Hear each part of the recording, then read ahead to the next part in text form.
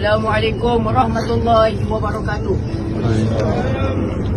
Saya Muhammad Masyari Sidan bin Muhammad Imanuddin, anak kepada arwah Imanuddin bin Ruslan.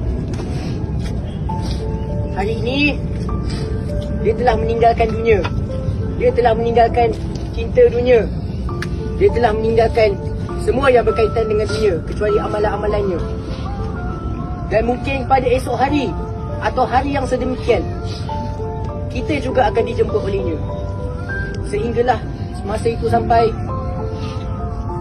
cubalah kita untuk memantapkan amalan kita dengan ikhlas dan penuh kasih sayang. Sesungguhnya ayah saya pernah berkata, bila seseorang mati, dia bukanlah mati yang sebenar. Dia hanyalah berpindah alam. Jadi, saya harap kita semua boleh ambil iktibar daripada peristiwa ini untuk menjadikan diri kita dan diri sekeluarga dan semua umat Nabi Muhammad SAW